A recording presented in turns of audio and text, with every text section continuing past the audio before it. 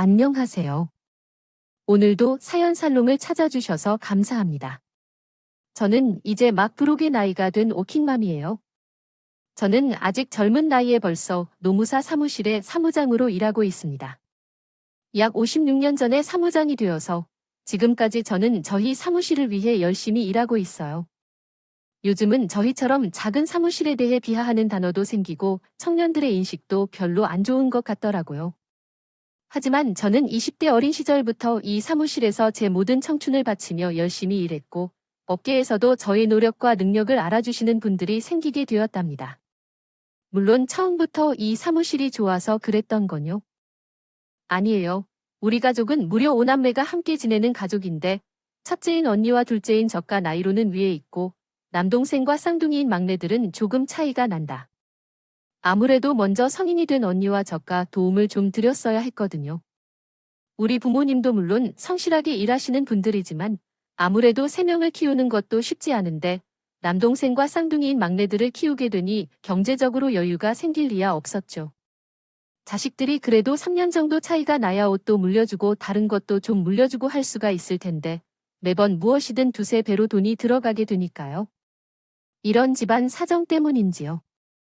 아니 몰래 언니가 머리가 좋은 것 같아서 그런지는 잘 모르겠지만 우리 언니는 항상 1등을 놓치지 않는 모범생이었고 어렸을 때는 저랑 싸우기도 많이 했지만 첫째로서 책임감이 장착되어 있어서 저와는 확연히 다르더라고요.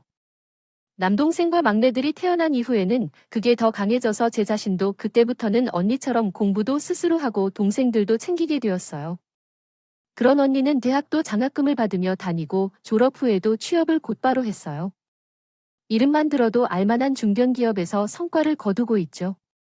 저는 언니만큼은 아니지만 그래도 장학금을 몇 번 받았고 대학을 졸업하고 취업한 이후에는 여러 조건을 따지지 않고 경제활동을 시작했습니다. 그로 인해 현재 다니고 있는 노무사 사무실이었죠. 처음에는 단순한 사무보조 일을 하는 알바생을 구하는 것부터 시작했는데 사무실의 대표님 두 분께서 저를 마음에 들어 하셔서 정규직으로 근무해보겠느냐고 먼저 제안해 주셨습니다. 제 입장에서는 사무실이 집과 가까워 동생들을 돌보며 일을 할 수 있는 좋은 위치였고 업무를 하다 보니 재미를 붙이게 되어 그렇게 정규직으로 일을 시작하게 되었습니다. 처음에는 저희 사무실에서는 만족스러운 업무 분위기와 함께 협력적인 동료들이 함께하는 좋은 곳이었습니다. 지금처럼 크고 웅장한 곳이 아니었던 삼각 건물 2층에 위치한 작은 회사였어요. 그 당시가 조금은 그리워지는 것도 있는데 대표님 두 분이 부부이셔서 회사가 참 가족적인 분위기였거든요. 함께 일하면서 재미있는 이야기들도 많았고요. 하지만 시간이 지나면서 우리 사무실은 점차 나아지고 사무실을 확장하다가 나중에는 새로운 건물로 이전하게 되었어요. 이사하는 날 중요한 업무를 빠르게 처리한 뒤 모두 함께 회식을 했어요. 그날 점심은 회식을 하고 일찍 퇴근하기로 했는데 그런데 대표님들이 따로 불러주셨어요. 모두 조심히 들어가셔서 앞으로는 새로운 사무실에서도 열심히 해보도록 합시다. 이동하는 동안 고생 많으셨어요. 잠깐, 송주은 씨, 우리랑 얘기 좀 할까요? 무슨 말씀을 하실 건가요? 궁금해서 대표님들을 따라가서 근처 카페로 함께 들어갔는데 거기서 깜짝 놀라운 제안을 받게 되었어요. 이번에 사무실을 옮기게 되면 성주님이 실장 자리를 맡게 해줄 것이라고 했어요. 물론 그에 맞는 대우를 받을 수 있게 할 것이고요. 하지만 괜찮으시다면 내일부터라도 당장 계약서를 다시 써볼 수 있어요. 송 실장 생각은 어떤가요?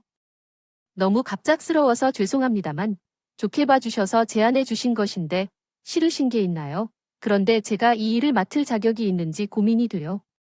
다른 사무실을 보면서 실장직을 맡을 수 있을지도 몰라요. 그래도 좀 좋은 대학을 나오신 분들이나 이쪽 일을 잘 배운 분들이 계신다고 하시던데 걱정 마세요. 송 실장은 일머리가 좋은 사람으로 금방 배우실 거예요. 우리 입장에서는 화려한 학벌을 가진 사람 100명이 와도 송 실장을 이기지 못할 거예요. 우리 사무실이 구멍가게였을 때부터 함께 해온 사람이기 때문이죠. 그래도 다른 사무실 실장님들을 보면 최소한 법학과 출신이신 분들도 많으셔서요. 그래서 송 실장이 필요하다면 교육도 받도록 해줄게요. 우리는 그 생각까지는 해본 적은 없었지만 송 실장이 그런 것에 신경을 쓰신다면 우리가 알고 있는 친구 중에 신림 강사 오랜 친구가 있어요. 송 실장 집도 가깝고 거기서 필요한 공부도 할 수 있으니 비용은 걱정하지 마세요. 감사해요, 대표님. 제가 뭐라도 이렇게까지 그런 소리 하지 마세요. 우린 함께 할 수 있어요. 송 실장은 우리에게 오케이만 해주면 땡큐 하는 대신으로 알려져 있어요. 아무리 길게 일해도 결국엔 귀한 인재들의 대우에서 그치는 법이죠. 저희가 사실상 송 실장의 노력에 대한 보상은 없어요.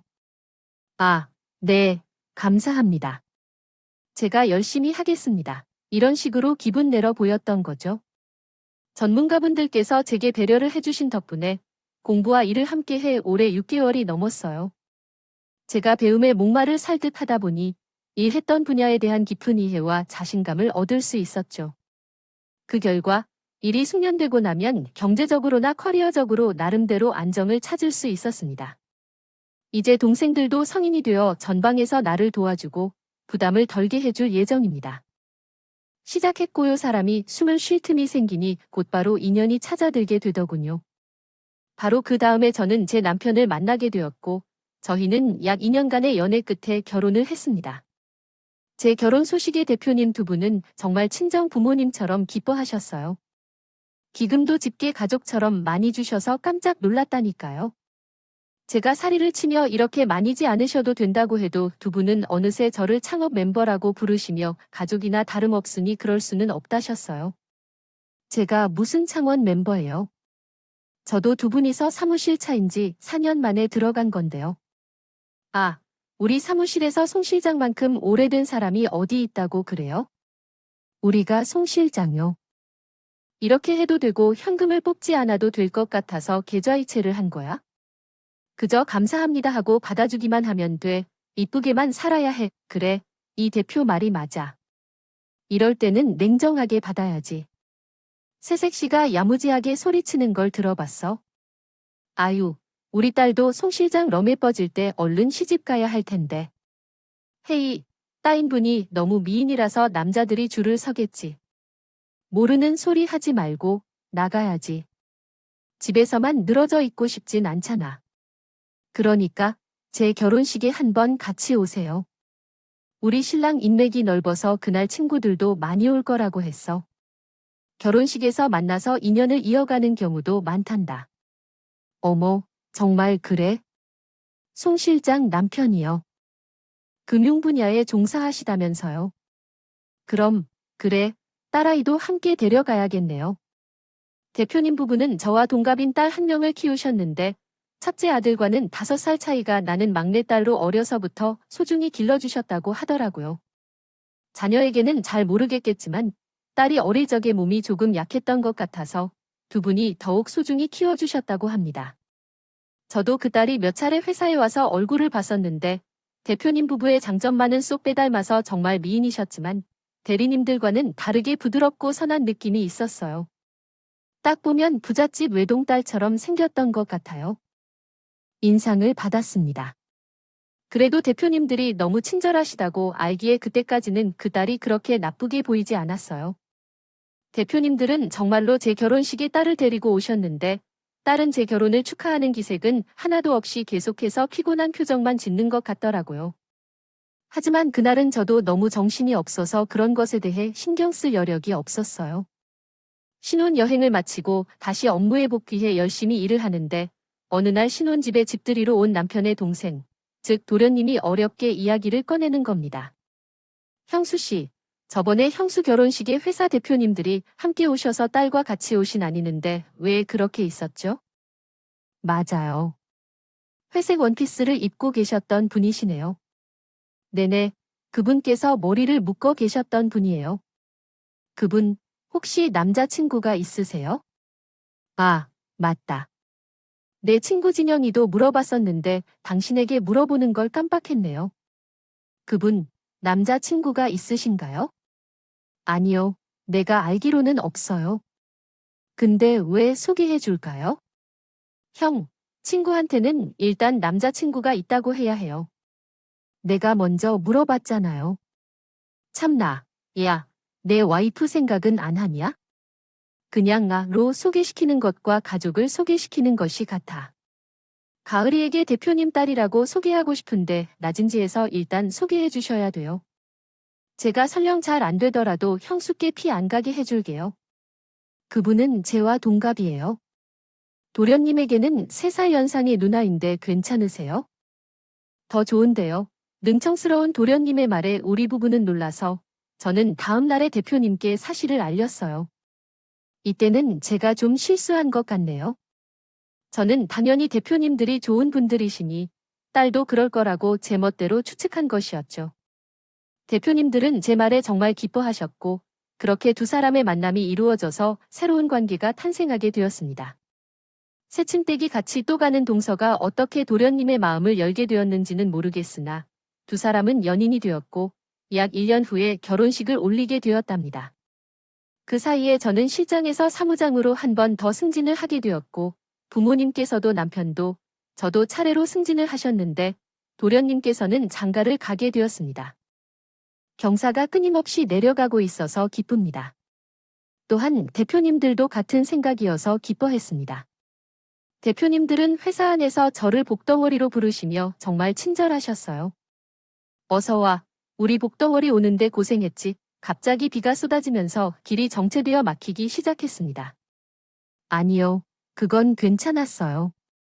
그래도 그들의 의사장이 말이 많아서 조금 곤란했지만 괜찮았어요. 그 양반, 나이가 들면서 말만 길어지는 것 같아요. 수고했어요.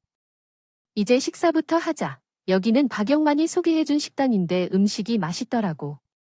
금어사부터 먹어봐. 근데 너무 많이 시켰네요. 아니에요. 여기가 비싼데요. 원래 결혼한 지 2년이 된 사람에게는 이 정도로 해줘야 하는 거예요. 그리고 이번 분기에 사무장이 맡았던 계약 건수는 몇 개인가요?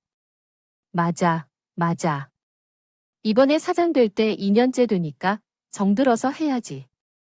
음식 걱정 많이 하지 마세요. 남는 것은 우리가 다 먹을 테니까.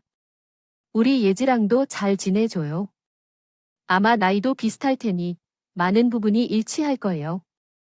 그렇게 말해선 안 돼. 둘 다 동갑이니까 마냥 편하게 두지 말고 송사무장이 필요한 때는 확실하게 해야 돼요. 형님은 원래 그런 거니까 알겠지. 말을 안 듣는다면 우리한테 적당히 알려줘도 돼. 대표님들에게 비싼 음식으로도 대접받고 동서와 도련님은 결혼식을 올렸어요. 도련님은 결혼식 당일 하루 종일 입이 귀에 걸렸다고 하더라고요. 두 사람 모두 여러분들의 축복을 받았고 저는 새롭게 둘의 앞날이 기대되며 들뜬 마음입니다. 처음 두 사람이 연인이 되었을 때는 우리 부부랑 같이 놀러 가기도 했고요. 가고 더블 데이트도 하자며 이야기가 나왔었지만 서로 일이 바쁘다 보니 한 번도 제대로 일정을 맞춘 적이 없었거든요. 워낙 연애 기간도 짧았고 그래서 사실 그때까지는 동서의 성격을 자세히 몰랐어요. 그런데 하고 나서 보니 동서의 성격은 보통이 아니었어요. 막말로 싸가지가 없어도 너무 없더군요. 그전에는 아무래도 동서가 워낙 이쁘기도 하고 대표님들도 좋은 분들이니 동서가 보기에만 도도해 보일 뿐이지 내성적인 성격인가 싶었고 제가 알아서 긍정적으로 해석해 생각하고 있었어요. 나쁜 사람은 아닐 거라고요. 하지만 처음 동서에 대한 환상이 깨지게 된 건 동서가 신혼여행을 다녀왔을 때였어요. 결혼한 지는 불과 한 달이 지나지 않은 때였습니다. 아마도 대표님 분들이 돈을 잘 벌고 남편은 IT 회사에서 높은 직급을 맡으시는 분이셔서 신혼집의 위치는 정말 좋았어요. 초호화라고 해도 과언이 아니었죠. 더군다나 비싼 땅 중에서도 유명한 지역에 위치한 50억 원짜리 고급 빌라로 들어갔거든요. 그 신혼집은 현관부터 복도까지 번쩍이지 않는 구석이 없이 잘 꾸며져 있었습니다. 남편이 주차를 하러 가는 동안 저는 먼저 올라가기로 했어요. 설레는 마음으로 초인종을 눌렀는데 관문이 열리는 소리가 들려서 안에서 누가 문을 열어주신 줄 알았는데 아무도 나타나지 않았어요. 없더라도 현관으로 조심스레 들어가며 두리번거리는데 저 멀리서 동서가 나타나더군요. 왔어요. 한쪽 귀에 귀걸이를 걸며 인사도 없이 저를 한번 힐끗 보더니 그 한마디만 하는 거예요. 반갑게 인사하려던 저는 주춤하고 말았어요. 동서 축하해 오면서 봤는데 집 정말 좋더라. 이건 별건 아니고 우리가 빈손으로 왔기 뭐해서 준비한 건데 형님이 오실 때 배달 온 거 없었어요. 배달 아니었는데 이상하다. 배 울리길래 배달인 줄 알았는데 마침 그때 초인종이 한 번 더 울리는 거예요. 그 여자 동서가 제게 턱짓을 하며 말하더군요. 아, 왔나 보다. 가서 열어줘요. 저 잠깐 안에 들어가야 해서. 그리고 정말 뒤도 돌아보지 않고 들어갔어요. 너무 자연스럽게 일을 시키니까 순간에 제가 손님이 아니라 파출부가 된 느낌이 들었어요. 황당했는데 그래도 좋은 날이니 좋게 생각하려고 했습니다. 아무래도 손님들이 오니까 하게 준비할 게 많다 보니 정신이 없나 보다 싶었어요. 나중에 잘 타이르면 되겠지 하고 배달을 받아주었어요. 동서는 음식을 이것저것 엄청나게 많이 시켜 놓았더군요. 당연히 안에서 음식도 하고 있을 거란 생각에 동서가 손이 엄청 크구나 생각했는데 막상 주방에는 불도 안 켜져 있고 한 번도요. 무거운 배달 봉지를 들고 낑낑거리며 주방을 찾아온 저는 뭔가 허탈했다. 손님한테 배달 음식을 맡기고 있어야 하는데요. 어딜 갔는지 궁금했는데 잠시 후 동생이 주방으로 들어왔습니다. 옷을 갈아입고 귀걸이와 팔찌를 한껏 꾸며서 그의 모습을 보고는 어이가 없었어요. 하지만 곧이어 남편과 도련님이 들어오셔서 두 분을 보며 담양에서 말하던 것을 멈췄습니다. 저희 도련님은 굉장히 싹싹한 분위기로 들어오시자마자 친절하게 인사를 해주셨어요. 아, 형수님도 여기 계셨어요. 아니, 이게 무슨 일이에요? 땡땡 브랜드에서 접시 세트까지 다 가져오셨네요. 와, 정말 고급스러워요. 왜 이런 걸 다 가져오셨어요? 집에 빈손으로 오실 수는 없겠죠. 그래서 이것을 손님을 대접하거나 분위기를 내실 때 사용하실 수 있도록 챙겨놨다고 말씀드렸어요. 그렇게 비싼 것은 아니니까 잘 써주세요. 역시 형수의 센스는 대단해요. 근데 이건 비싸 보이는데 브랜드에서 나온 것이라면 한 장이라도 몇만 원일 텐데 고마워요. 정말 얼른 앉으세요. 저희가 음식을 차릴게요. 같이 해요. 그렇게 바쁘게 그릇에 배달 음식을 옮겨 담고 식탁을 차리니 시부모님이 오시는 시간을 딱 맞출 수 있었어요. 가족들이 모두 모여서 분위기가 들뜨자 저도 기분 나쁘게 내색은 안 하고 하기 좋은 분위기에 맞춰 행동했어요. 그리고 워낙 시댁 식구들이 좋은 분들이라 저절로 그렇게 될 수밖에 없었어요. 동서가 시켜준 음식은 단순한 배달 음식이 아니라 고급 호텔에서 공식사장부 가움에 있어도 있어요. 식과 다름없는 퀄리티라고 송로버섯에 랍스터 스테이크까지 덕분에 분위기가 더 좋아졌던 것은 사실이네요. 아우이, 귀한 걸 둘째 아가 차리느라 너무 고생했다. 집도 어쩜 이렇게 예쁘게 꾸며놨니? 그러게 우리 집이랑 너무 비교되는 거 아니냐? 우리 집 거실이랑 화장실 합친 것보다 주방이 더 커 보겠다. 에이, 안 그래. 보기에만 그렇지. 이쪽은 세탁실이 붙박이라 좀 넓어 보이는 건 있어? 이게 주방이 넓은 거예요. 사시는 곳이 얼마나 좋길래? 그래요. 우리 집은 평수가 작아서요. 시평수가 30평이에요. 30평짜리? 왜 그런데? 살아요. 우리 실이랑 남편은 회사랑 가깝거든요. 많이 못 모아두어서 그래? 뭐, 그만하면 됐지. 위치도 괜찮고, 나중에 애가 생겼을 때 학군도 나쁘지 않은 편이야. 그래, 그리고 첫째 아기가 워낙 알더라고 돈도 잘 굴리지 않니? 그 아파트도 보면 볼수록 알짜. 왜 돈을 못 모았어요? 우리 엄마 아빠가 월급도 많이 줄 텐데, 우리 집이 5남매검이 진짜 무식하게 많이 낳았네요. 동사의 마지막 말에 한순간 분위기는 싸해졌다. 당황한 눈빛으로 동서를 쳐다보고 할 말을 잃은 듯했죠. 곧이어 시어머니가 어마한 목소리로 동서에게 한 소리를 하셨어요. 너, 그게 대체 무슨 무례한 일이니? 소리니, 너희 형님 그것도 형님이죠. 부모님께 말이야. 5남매가 얼마나 다들 예쁘고 착한지 알아요. 그렇게 다복한 집안이라는 것은 오히려 축복이죠. 같이 사는 우리 아들이랑 부모님인 우리도 형님을 얼마나 대견하게 생각하는지 모르겠어요. 그런데 이제 막 막내로 들어와서 더 조심해야 하는데 내가 어떻게 그렇게 말을 할 수가 있나요? 아유, 엄마 말이 맞아요. 당신이 뭘 좀 모르나요? 요즘 우리 형순이 같은 애국자 집안이 얼마나 귀한데? 그리고 형수님 5남매 중에 반 이상이 스카이 대학을 나왔어요. 공부도 엄청 잘 했잖아요. 내 언니랑 막내들이 그랬어요. 동서 남의 집에 대해 그렇게 함부로 말하는 건 아니에요. 그리고 아까부터 내가 말 안 하려고 했는데 집들이 축하해주러 온 손님들한테 그렇게 데이터 부리네요. 인사도 안 하고 당연하다고 일을 시키는 것도 예의가 아니에요. 우리 부모님 두 분 모두 성실하신 분들이시고 자녀 계획을 일부러 크게 세우신 것도 모두 우리를 위해서셨어요. 앞으로 함부로 다루거나 말하는 행동은 자제해줬으면 좋겠어요. 그래, 둘째가 말했다. 형님에게 그렇게 할 말도 못할 말도 못 가리죠. 다음부터 주의하거나 시아버지의 말을 끝으로 그 일은 일단락이 되었고 남편과 도련님의 노력으로 대화 주제는 다른 내용으로 넘어가게 됐어요. 어색했던 분위기는 곧 다시 풀렸고 저도 애써 웃으며 식사를 마쳤어요. 집으로 돌아오는 길에 남편은 저를 한 번 더 잘해줬어요. 아까 재수가 말을 심하게 해서 속상했을 텐데 집에 가다가 당신 좋아하는 디저트를 하나 더 먹고 갑시다. 오늘 있었던 일을 마음에 두지 말고 털어놔야 해요. 다음에 다시 이런 일이 생기면 난 따끔한 말을 할 테니까 그때는 나도 그렇게 할 거야. 그날은 남편과 달달한 초콜릿 케이크를 먹으며 마음을 털었어요. 그리고 그 이후에는 한동안 동서에 대해 신경을 끊고 살았죠. 매일 출근해서 마주치는 대표님들께도 특별한 말 없이 평소처럼 지냈고 한 번 이런 일이 있었다고 즉각적으로 얘기하는 것도 그렇지 않고요. 대표님들도 자기 딸을 비난하는 말을 듣는다면 기분이 좋지는 않으실 테니까요. 그냥 그런 관계마저 망가지게 될까 봐 일단은 침묵을 선택했습니다. 시댁 식구들이 모두 편안하다면 좋을 텐데요. 할 일에만 집중해가며 살아가고 싶어요. 일이 그날에는 점차 잊히기 시작했고 우리 집에서는 계속해서 기쁜 소식이 있었어요.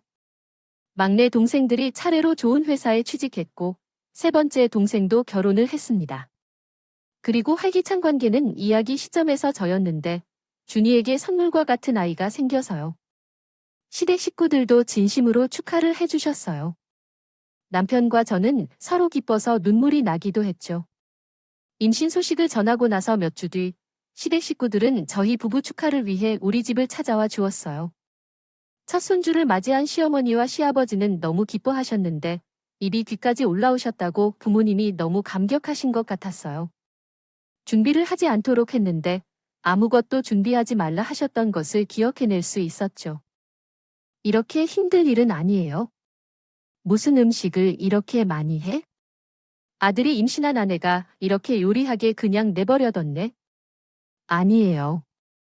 어머님 나물이랑 찌개만 제가 하고 나머진 남편이 했어요.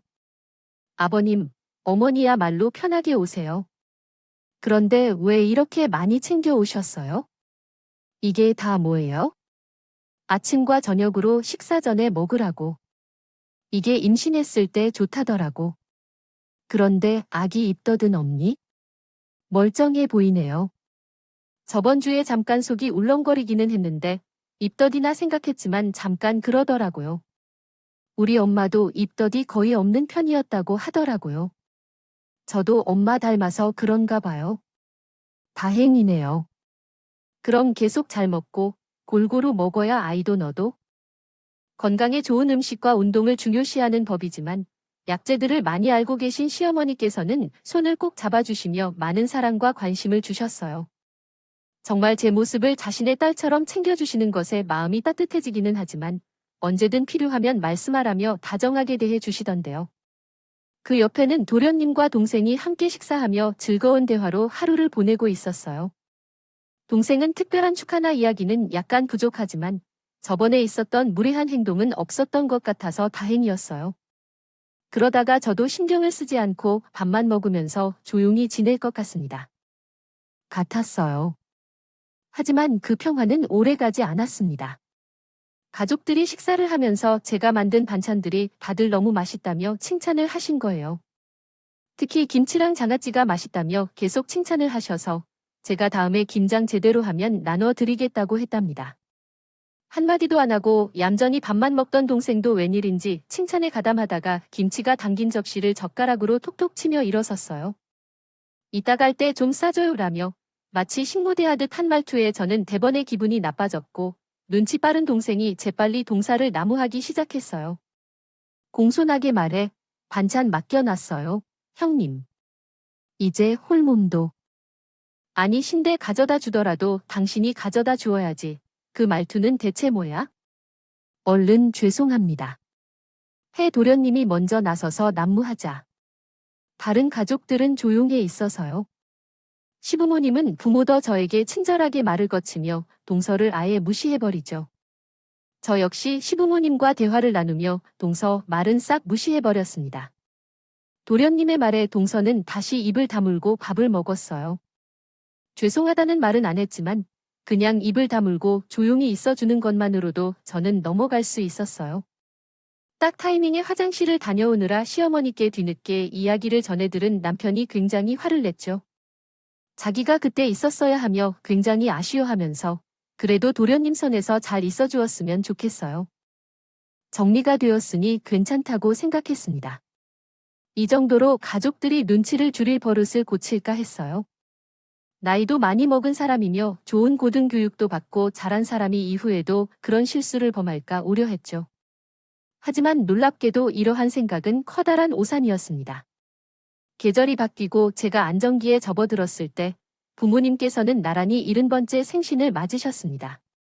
두 분이 생신이 거의 일주일 차이로 붙어 있었기 때문에 그전에도 한꺼번에 축하를 했었는데 이번에는 따로따로 해드리기로 하였습니다. 저희는 큰맘 먹고 고급 정식을 예약하고 효도 관광도 함께 보냈습니다. 저는 출근을 했는데 걸어서 식당으로 간 것이었습니다. 다른 사람들도 퇴근하면서 조금씩 넘어왔죠. 저는 가장 먼저 도착했고 그 뒤에 동서 씨도 도착했어요. 동서 씨의 차를 먼저 알아보고 안부채 살짝 들었죠. 하지만 동서 씨는 주차 공간에 이동을 못해서 제대로 주차하지 못했어요. 주차 공간이 매우 좁아서 그랬죠. 아니었습니다. 말하려던 것은 뒤에 기다리는 차도 있었습니다. 그래서 제가 도와주려고 핸들을 일단 왼쪽으로 꺾으라고 말하려고 운전석 쪽으로 갔어요. 그런데 동서는 제가 다가가자마자 아예 시동을 끄고 내리는 거예요. 그러면서 제게 당연하다는 듯이 차키를 넘기더군요. 일단 급한 마음에 저는 아무 생각 없이 차에 타서 대신 주차를 해줬는데 막상 차를 타면서도 내가 왜 이러고 있지 싶은 생각이 드는 것입니다. 주차를 마치고 동서를 찾아보려 했는데 동서는 이미 어딘지 없었어요. 두리번거리며 1층 엘리베이터 앞으로 오자 거기서 태연하게 엘리베이터를 기다리고 있는 동서를 볼 수 있었습니다. 내가 참았어요. 동서에게 말했죠. 갑자기 차를 그렇게 버리면 어떡해요? 이 동네가 이미 차가 많고 복잡한데 그러면 차를 끌고 오면 안 돼요. 형님이 했잖아요. 차 키워도 표정 한 번 안 바꾸고 차키를 내놓으며 손을 내미는데 그때 처음으로 애가 싸가지가 없어도 너무 없는 것 같았어요. 아무리 신경을 안 쓰려고 해도 이건 너무 지나쳤어요. 내가 동서 발레 기사야? 지금 이게 무슨 태도야? 동서가 못하는 걸 대신 해줬으면 고맙다고 인사를 해도 모자랄 것 같네요. 사람을 쳐다도 안 하고 손만 딸랑 내미는 건 대체 어디서 배운 버르장머리야? 잘하는 사람이 했으면 됐잖아. 그런 걸 왜 하나요? 그렇게 재고 따져서 애초에 여기 내가 알아본 대로 아닌데? 주차 공간도 저 앉아 터진 식당을 약한 사람이 잘못한 거 아니야?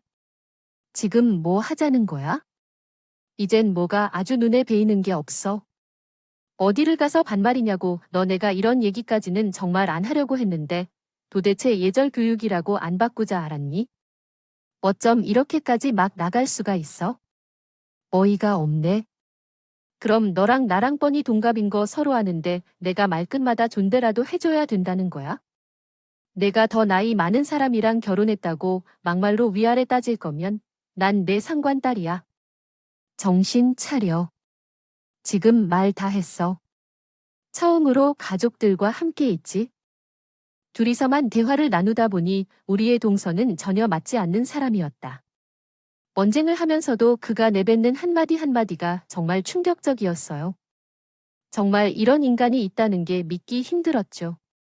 목소리가 점점 커지자 주변 사람들이 한 번씩 쳐다보고 있었지만 나는 그런 것을 전혀 느끼지 못했어요. 그런데 어느 순간 어디선가 남편이 나타났어요. 식당으로 향하는 엘리베이터 앞에서 말다툼을 하고 있었으니 당연히 남편이 와서 우리를 발견할 수밖에 없는 상황이었어요. 남편은 정말 화가 나서 동사를 혼냈지만 그때부터 오고 있는 도중에 듣는 것만으로도 충분히 무례하다는 것을 느끼게 되었어요. 요 며칠 동안 아내에게 뭐라도 하는지 묻고 싶더라고요. 그딴 짓 하지 마. 내 와이프를 당신의 발렛도 아닌 줄 아니? 저번에 집들이 갔을 때도 얼굴 보자마자 인사도 없이 일부터 시켰다며? 그건 대체 어디서 배워 먹은 버릇이냐? 우리 와이프가 형님이건 친구건 간의 사람으로서 차려야 할 예의가 있는 거야? 어디서 자꾸 그렇게 못 배워 처먹은 언행을 계속하고자 빠진 거야? 계속 오냐오냐 넘어가 주니까 정신을 못 차리는 모양인데 이건 당신 부모 욕먹이는 짓이야. 알아? 누가 못 배워 먹었다는 건지 모르겠네. 공공장소에서 목소리 높이고 남의 봄을 욕하는 건 뭐? 교양 있는 행동인 줄 알아요. 없이 사는 척 그만 내어지는 수준으로 떨어지게 기가 막힌 동서의 말에 남편은 앞으로 그런 식으로 굴거면요. 가족 행사에 참석하지 말라는 음부를 통보했어요. 그때 가장 늦게 도착한 도련님이 그제야 모든 소란을 목격하고 얼굴이 새하얗게 질렸는데 후다닥 와서 동서쪽 뒤통수를 살짝 톡 쳐서 우리 부부에게 90도 인사를 시켰어요. 빨리 죄송하다고 말해달라 했지만 미쳤어. 이거 뭐야? 이런 여자가 다 있어? 라며 반응했어. 넌 정말 와이프라고 집에 들여왔나? 앞으로 우리 가족 행사에 2번 다시 데려오지 말아줘. 알겠어? 아예 이혼을 해버리던가. 당장 사과하지 말고 내 머리에 손대지 마. 결국 도련님은 동서로 인사를 마치고 주차장으로 돌아갔어요. 우리 부부는 그때 식당으로 먼저 올라갔어요. 식당 앞에서 함께 마음을 조금 가라앉히고 별일 없다는 듯 시부모님을 맞이했습니다. 먼저 오신 시부모님은 아무것도 모르고 우리를 반기시고 잠시 후 얼굴이 벌개진 채 올라온 도련님은 급한 일이 생겨서 못 오게 되었다며 죄송하다고 전해달랐어요. 그는 거짓말을 했고 개인적으로는 도련님이 좀 안쓰러웠어요. 그래서 시부모님의 주의를 돌리기 위해 선물을 건네주고 최선을 다해 분위기를 띄우며 식사를 했습니다. 때를 맞춰 도착한 차에 시부모님을 안전히 모셔다 드렸고 부모님께서 여행을 다녀온 뒤 한 번 더 보자며 기분 좋게 인사하시면서 저희는 어색하게 도련님과 헤어졌습니다. 집에 돌아왔습니다. 솔직히 그날 이후로는 출근하기가 싫어졌어요. 사무실에 가면 거의 매일 대표님들을 만나야 했기 때문이죠. 여전히 변함없이 잘해주시고 그간 많은 은혜를 받았던 2분이 계셨지만 대표님들을 보면 자꾸 동서가 떠올라 기분이 나빠지는 게 어쩔 수 없었어요. 동서의 어머니이신 박 대표님이 제 표정을 보시고 몸이 많이 안 좋아 보이냐며 임신 중인 저를 배려해 주셨는데 자마저도 그날의 일을 얘기할 수 없었어요. 조금씩 대표님들을 피해 다니려 했고 그렇게 해서 우리 사이에는 알게 모르게 투명한 벽이 생겨나가고 있었어요. 있었어. 그런데 어느 날 일적으로 박 대표님께 얘기 드릴 게 있어 대화를 나누는데 갑자기 대표님 핸드폰으로 전화가 왔어. 전화를 받은 박 대표님은 갑자기 얼굴이 새하얗게 질려서 혼비백산하시더라고. 대표님 왜 그러세요? 무슨 일이에요? 우리 손주가 사고를 당했다는 소식이었어. 아, 소사무장 나 빨리 병원부터 가봐야겠어. 많이 다쳤대. 우리 손주가 수혈을 받기가 어렵대. 혈액형이 특이해서 이게 어떻게 해야 될지 모르겠어. 빨리 정 대표한테 연락을 해봐야겠는데 손주 혈액형이 뭐였지? 현재는 형일 테지만 RH- 혈액형이라서 제가 도울 수 있을 것 같아. 저랑 같이 가요? 대표님, 괜찮아요. 저랑 빨리 가시면 돼요. 박 대표님은 눈을 들어와서 탁구공만큼 커진 채 절 보시더군요.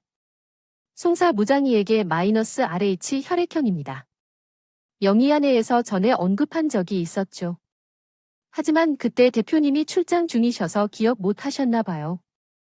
어서 가야겠습니다. 경황이 없으신 박 대표님을 모시고 병원으로 향했어요. 병원에 도착해서 수액을 받으려고 했는데 저는 임신부라 수액이 어렵다고 하니까 급한 대로 셋째 동생을 불렀어요. 셋째 동생은 학교 교사였는데 방학 중이라 시간이 여유로웠어요. 그래서 금방 병원으로 와 주었어요. 그 후로 자전거 사고를 당한 어린이에게 수액을 해주었습니다. 늦게 도착한 다른 가족들은 나와 제 동생을 천사처럼 바라보시더니 동생이 오빠 되는 부는 것도 못. 셔츠를 걸치고 바람 속을 뛰어오실 때마다 당신께서는 제 손을 잡으시고 끝없는 감사의 말씀을 반복하셨습니다. 출장을 가던 길에 저희 아들을 도와주셔서 정말 감사했어요. 저는 혈액형 RH-를 가지고 있었지만 몇 해 전에 아버님께 듣고 너무 깜짝 놀라서 감사했어요. 아버님과 아빠 모두 자녀를 많이 낳으셨고 우리 집안에는 RH- 혈액형을 가진 분들이 꽤 있어요. 급한 일이 있으면 언제든 연락 주세요. 아버님께서는 정말 현명하시네요. 우리는 아들 하나뿐이지만 자녀 계획을 다시 세우기로 했어요. 고맙습니다. 보낼지 해야겠습니다. 정말 난 어떻게 그 은혜를 갚아야 할지. 대표님 가족들이 가슴을 쓸 때 어디선가 핸드폰 벨소리가 울렸어요. 제 벨소리였어요. 업무상 전화가 많이 오다 보니까 그날도 급하게 병원에 왔을 때 당연히 거래처에서 전화가 왔을 줄 알았는데 액정을 보니 동서여 행사의 동료의 목소리가 흘러나오더군요. 동서야. 무슨 일이야? 김장김치를 갖다 줬어요. 통화 내용을 듣고 있는 대표님 가족들은 한순간에 얼어붙었고 나는 익숙한 듯 해서 말했어요. 저번에 너무 맛있었다고 하셔서 하는 김에 더해서 가져다 들렸죠. 그때 나도 다르다고 했잖아. 오늘 집에 가면 택배로 보내드릴게요. 택배비 없으면 착불로 보내던지 그건 어떻게든 해볼게요. 줄 테니까 사람이 말을 하면 댓글을 달게요. 당신이 원하는 대로 요청서도 함께 보내주고 있어요. 제가 가만히 있자 박 대표님의 엄마께서 제게 싸돈이 털려 엄마 핸드폰을 가져가셨어요. 그리고 엄청 화를 내셨죠. 너 지금 어디야? 엄마 참나 형님한테 이런 말버릇이 뭐야? 나는 너한테 제대로 가르쳤다. 이태 바라진 것만 들려드렸지만 저도 박 대표님께서 그 정도로 화를 내실 줄은 몰랐어요. 동서의 형님 되시는 분은 고개를 저으며 혀를 찾고 계시던 중이었어요. 대표님은 그 자리에서 차키를 집어들고 일어서려고 할 것이에요. 송사무장, 정말 미안해요. 우리가 애를 너무 오냐고 키웠어요. 그래도 말수는 적었기 때문에 애가 눈치라도 있는 줄 알았는데 우리 딸이 이 정도까지 막대먹은 줄은 이제야 알았네요. 내가 사돈 총각 볼 나이 아니었다. 정말 미안해요. 박 대표님은 험한 말들을 쏟아내시고 전화를 끊으셨고 핸드폰을 제게 주시면서 여전히 너무나 죄송하시고 많이 사과하셨어요. 그 후 경실을 나가셨어요. 두 분이 함께 동서로 향하는 것 같았는데 동서가 제발 이번에는 정신을 차리길 바라며 내심받았어요. 가정교육이 이루어지겠지 하고 저는 동생과 함께 하게 되었어요. 비싼 식사를 한 뒤에 우리는 각자의 집으로 귀가했습니다. 그때 결혼을 하기 전이었던 동생은 제가 이기고 축하를 해주며 박수를 쳐주고 돌아갔어요. 처음에는 의아했지만 사실 그 말이 완전히 잘못된 말은 아니라 마음속으로는 좋은 기분이었어요. 그렇게 마음을 가볍게 하고 집에 들어와 쉬고 있는데 밤 8시쯤 박 대표님께서 전화를 주셨어요. 지금 잠시 집 앞으로 나올 수 있겠냐고 하시더군요. 박 대표님의 마음도 어느 정도 이해가 되었어요. 이전에 많은 성정에 대하고 얼마나 신경 쓰였는지 생각해서 허심탄회하게 얘기를 나눠야 한다는 생각으로 밖으로 나갔는데 제가 정말 놀랐습니다. 대표님 두 분과 함께 동서가 머리가 산발이 되어 무릎을 꿇고 있었어요. 제 어안이 벙벙해져서 다가갔습니다. 대표님, 송사무장이 왔습니다. 우리 딸이 늦은 밤에도 무슨 이야기가 있다고 해서 갑자기 불러내어 죄송합니다. 동서는 많이 울었는지 자게 되어 제게 사과하는 목소리로 더듬더듬 말했었습니다. 형님, 긴 시간 동안 실례해서 죄송합니다. 다시 그렇지 않을 것을 약속드립니다. 박 대표님이 동서의 등을 강하게 내려치시며 말씀하셨습니다. 동영은 힘없이 물러나며 큰 소리로 제게 다시 사과했습니다. 죄송합니다, 형님. 앞으로는 예의 없이 행동하지 않겠습니다. 저 또한 이 정도의 일이 절대로 반복되지 않도록 희망합니다. 한 일은 아니었지만 솔직히 좀 놀라웠어요. 그래서 나도 모르게 괜찮다고 말하며 일어섰어요. 알았어요. 알았어. 오, 그래. 동서가 사과를 받을 테니까 일어나 대표님. 제 화다 풀렸어요. 우리 앞으로 잘 지내보겠어요. 앞으로 한 번만 더 우리 딸이 형님께 반말하거나 싸가지 없이 행동하면 언제든지 우리한테 말해주세요. 알았지? 얘가 애미애비 얼굴에 먹칠을 하더라도 유분수지. 이렇게까지 굴 줄은 우리도 몰랐어요. 그동안 너무 미안해요. 송 사무장 몸도 무거운데 얼른 들어가. 응, 우리가 앞으로 얘를 교육시킬 테니까 이제 들어가 쉬어. 춥다. 들어가. 들어가. 그래서 나는 그렇게 동서와 대표님을 뒤로 하고 집으로 돌아갔습니다. 들어온 적이 있었어요. 혹시나 하는 마음에 뒤따라 나온 남편도 동서의 몰골을 보고 말을 잃은 듯 쟤를 데리고 다시 돌아왔어요. 그날 이후로 동서는 정말 변했어요. 더 이상 제게 반말을 하지도 않았고 심부름을 시키지도 않았어요. 시댁 식구들은 도련님을 통해 모든 사정을 전달할 수 있었는데 대표님들은 그날 병원에서 바로 동서를 찾아가 머리털을 잡고 제대로 참교육을 시키고 동서가 썼던 카드들도 전부 빼앗았대요. 동서는 별 직업 없이 그냥 남편인 도련님이 벌려주는 돈과 대표님 카드를 써가며 살고 있었는데 대표님들은 도련님에게도 앞으로 동서에게 용돈은 한 달에 20만 원 이상 주지 말라고 하셨어요. 이야기하며 동서가 줄 용돈을 도련님께 다 주기로 했다는 거였어요. 이혼 이야기까지 오가던 동서와 도련님의 관계는 대표님들의 특단의 조치로 인해 일단 더 나빠지지는 않은 듯 했어요. 그리고 그날 이후로 동서는 낮 시간에는 대표님 집과 시댁집에 오간 집안 살림을 도맡아 하게 되었답니다. 원래 대표님 집에서 일하시던 이모님이 계셨는데 그 이모님께도 아가씨가 아닌 후배라고 생각하고 단단히 교육시키라고 했다고 합니다.